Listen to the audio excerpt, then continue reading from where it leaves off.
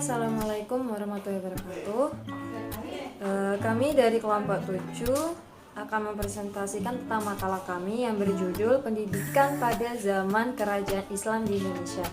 Sebelumnya kami akan memperkenalkan pemateri-pemateri yang akan mempresentasikan bagaimana hal yang terkait dalam makalah. Pemateri pertama yaitu dari Saudari Palevi yang akan menjelaskan bagaimana berdirinya kerajaan Islam.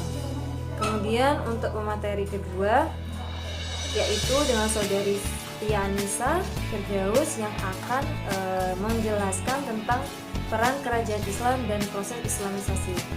Kemudian untuk pemateri yang ketiga dan keempat akan menjelaskan bagaimana kondisi pendidikan pada kerajaan Islam sendiri. Mari kita simak bersama-sama bagaimana presentasi kelompok 7 untuk materi pendidikan pada zaman kerajaan Islam di Indonesia. Assalamualaikum warahmatullahi wabarakatuh. Nama saya Mea Pahlevi, NIM T2017-1046. Di sini saya akan menjelaskan tentang berdirinya kerajaan Islam di Nusantara, kehadiran tradisi pelayaran dan perdagangan di Asia Tenggara dan Nusantara, memberikan catatan sejarah tentang peradaban, tentang peranan bangsa Arab, Persia, dan Gujarat. Dalam melakukan pelayaran dan perdagangan, mereka setidaknya telah memperkenalkan kepada penduduk setempat tata cara melaksanakan ibadat Islam. Hal inilah yang merupakan cikal bakal munculnya kerajaan-kerajaan Islam di Nusantara yang memberikan pengaruh dalam peradaban dan ilmu pengetahuan di Indonesia. Selanjutnya saya akan menjelaskan tentang kerajaan-kerajaan Islam yang ada di Nusantara. Yang pertama yaitu kerajaan Islam di Sumatera. Kerajaan-kerajaan ini terdapat di Indonesia. Yang pertama yaitu kerajaan Islam di Sumatera. Yang pertama ada kerajaan Perlak pada tahun 173 Hijriah. Yang kedua ada kerajaan Samudra Pasai, Kesultanan Samudra Pasai. Yang kedua ada kerajaan Islam di Jawa yang kita kenal banyak sekali. Yang pertama yaitu ada kerajaan Demak. Yang kedua ada kerajaan Mataram, yang ketiga ada kerajaan Pajang, yang keempat ada kerajaan Cirebon dan Banten. Selanjutnya ada kerajaan Islam di Kalimantan, Sulawesi, dan Maluku. Yang pertama yaitu ada kerajaan Banjar, yang kedua ada kerajaan Gorontalo. Itulah penjelasan dari saya. Selanjutnya akan dilanjutkan oleh presentator yang kedua. Assalamualaikum warahmatullahi wabarakatuh.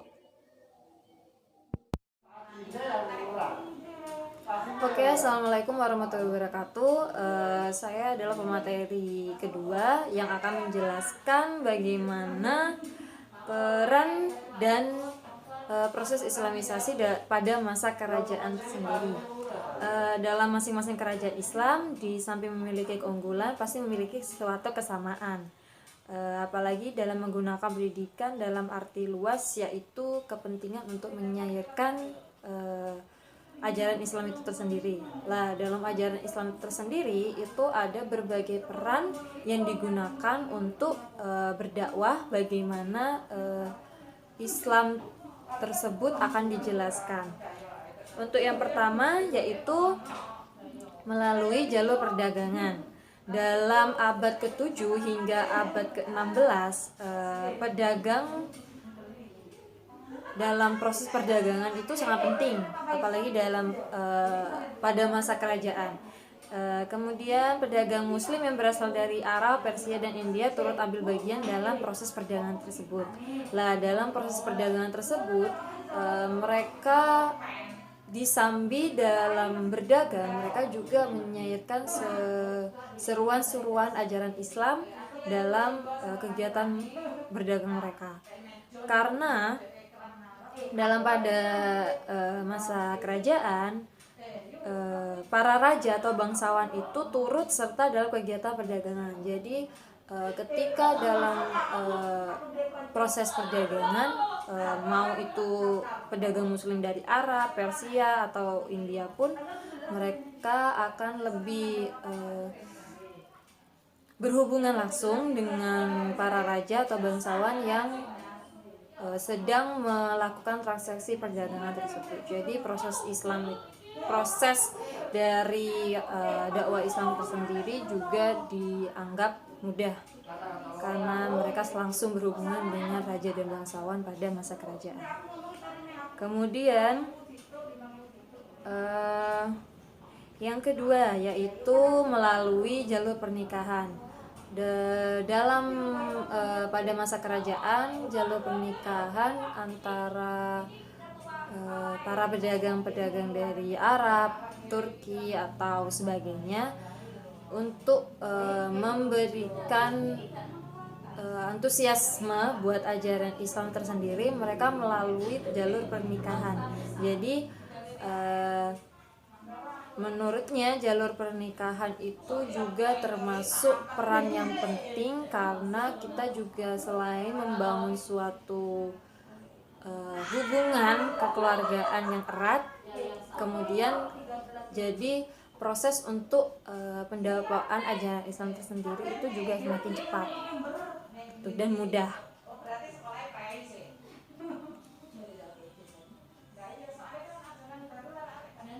Apalagi ada beberapa para pedagang-pedagang dari Turki, Arab, India dan semacamnya, itu mereka melakukan jalur pernikahan dengan menikahi seorang bangsawan dari kerajaan-kerajaan tersebut, putri-putri mereka. Dan otomatis kemudian mereka akan memberikan proses atau ajaran Islam terhadap kerajaan-kerajaan tersebut. Oke. Selanjutnya yang ketiga yaitu melalui saluran pendidikan. Lah, dalam saluran pendidikan ini dianggap sebagai yang paling efektif, terprogram dan berlanjut sampai sekarang. Buktinya dalam pendidikan tersendiri kita tidak hanya diajarkan bagaimana sejarah Islam itu tersendiri, bagaimana akhlak yang baik itu seperti apa, kemudian halal dan haram itu seperti apa.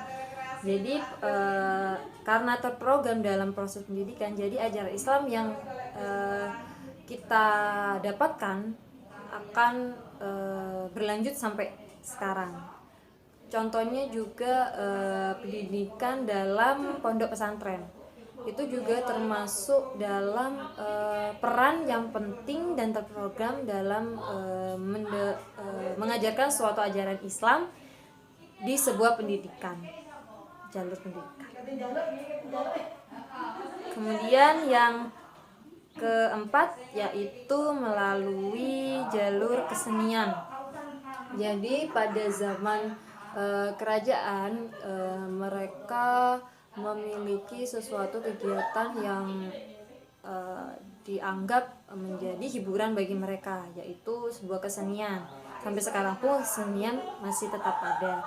Tapi untuk zaman pada masa kerajaan, kesenian itu digunakan bukan hanya untuk menampilkan suatu kesenian yang mereka miliki masing-masing atau memiliki potensi mereka masing-masing, tapi mereka juga dalam proses kesenian itu mereka juga memberikan amanat atau sebuah ajaran yang digunakan untuk suatu hiburan dan memberikan suatu pendidikan dalam ajaran Islam.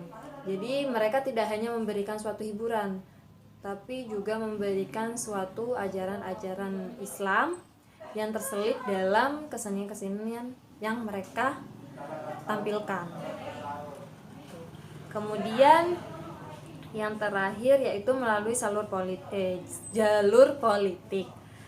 Proses Islamisasi melalui politik terjadi setelah raja-raja yang ada di daerah itu terlebih dahulu memeluk Islam. Jadi proses dalam politik ini, proses yang pertama yaitu ketika raja-raja ataupun pejabat-pejabat dari kerajaan tersebut telah menganut ajaran Islam, kemudian mereka ajarkan kembali kepada para rakyat-rakyatnya atau para pejabat-pejabat yang lain melalui jalur politik. Dan pengaruh politik raja sangat membantu tersebarnya Islam di daerah pada masa kerajaan itu. Kemenangan kerajaan Islam pun secara politik banyak menarik penduduk kerajaan non-Islam yang masuk Islam.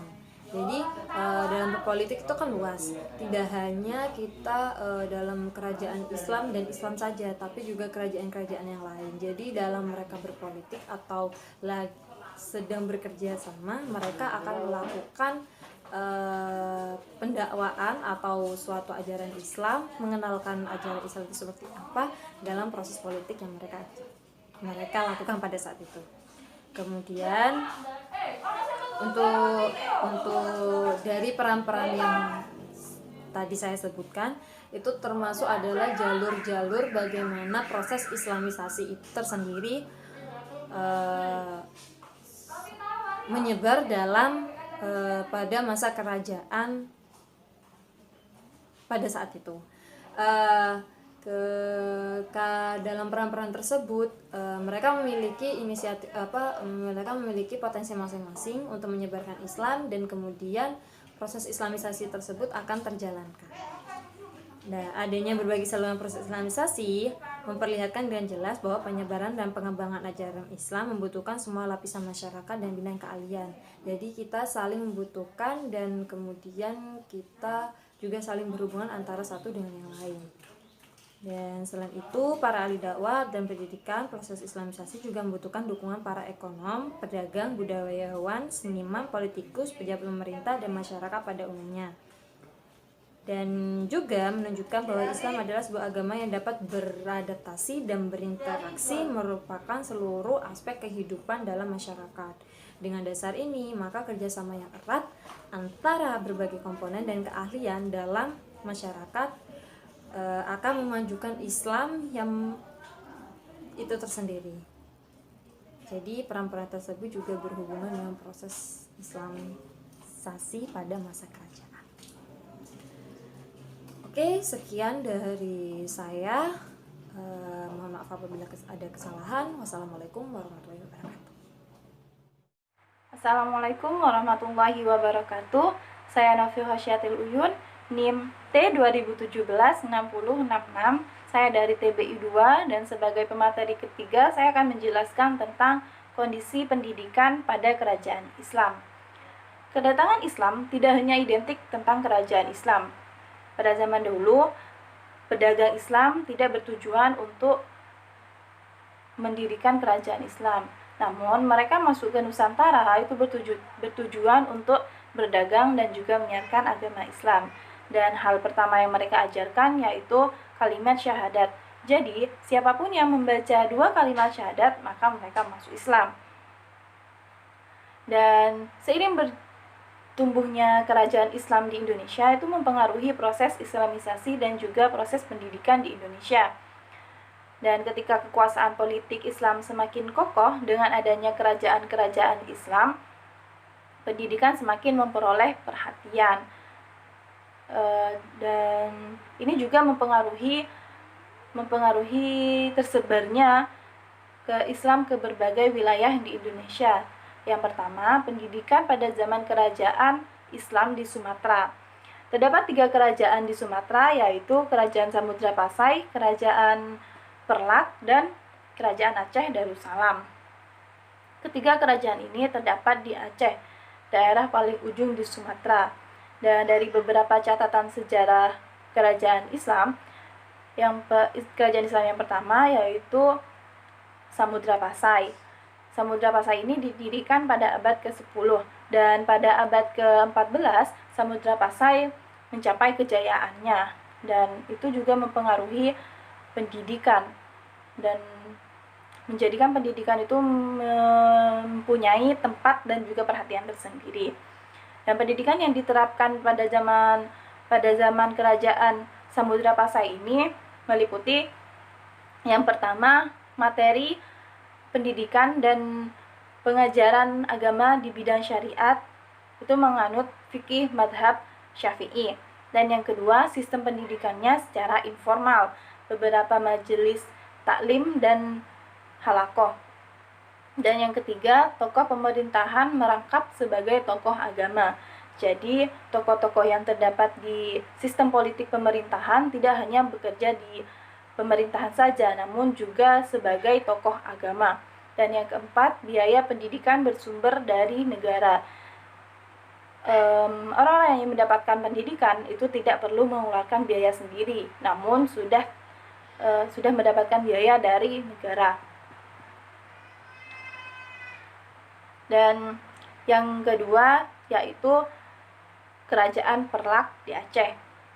Dalam pendidikan kerajaan di Aceh ini terdapat perguruan tinggi Islam, yaitu suatu lembaga majelis taklim tinggi dihadiri khusus oleh para murid yang sudah alim.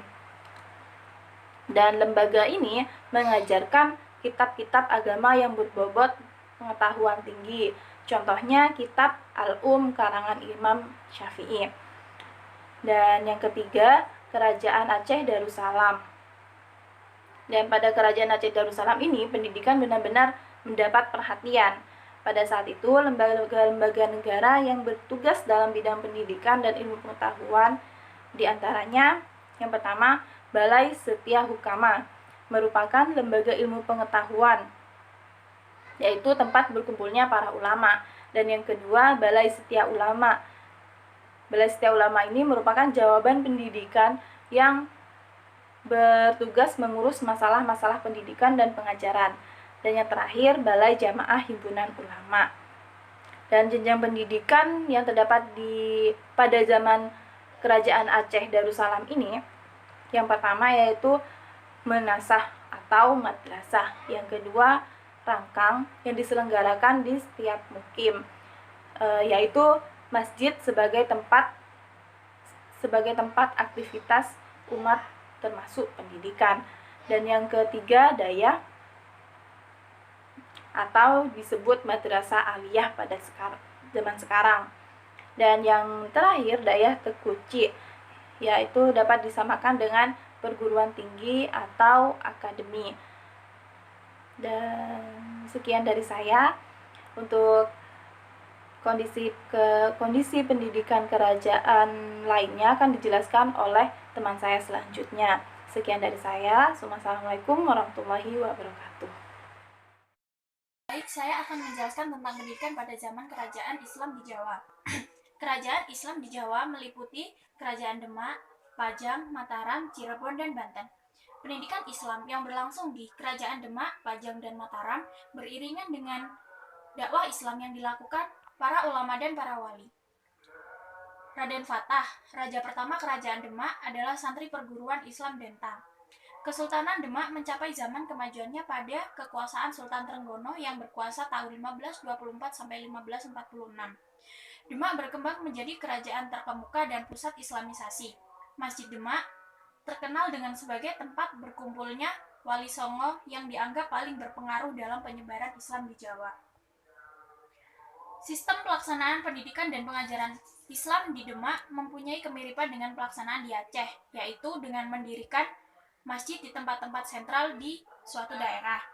Di sana diajarkan pendidikan Islam di bawah pimpinan seorang badal untuk menjadi guru yang menjadi pusat pendidikan dan pengajaran serta sumber agama Islam. Berikutnya, pendidikan pada zaman kerajaan Islam di Sulawesi. Kerajaan yang mula-mula berdasarkan Islam adalah Kerajaan Kembar Gowatalo tahun 1605 Masehi. Rajanya bernama I Malingkang Deng Mansyonri yang kemudian berganti nama dengan Sultan Abdullah Awalul Islam. Menyusul di belakangnya Raja Goa bernama Sultan Alauddin. Dalam waktu 2 tahun, seluruh rakyatnya telah memeluk Islam. Mubalik Islam yang berjasa di sana ialah Abdul Qorid Khatib Tunggal, gelar Dato Ri Badang, berasal dari Minangkabau, murid Sunan Giri. Sejak dahulu, perkembangan Islam di Sulawesi Selatan amat pesat. Sejalan dengan itu, di sana terdapat sejumlah pesantren yang berdiri dan berkembang pesat. Pada tahap awal, merupakan pesantren atau surau dengan model lama sebagaimana terdapat di Sumatera dan Jawa. Sekian dari saya. Wassalamualaikum warahmatullahi wabarakatuh.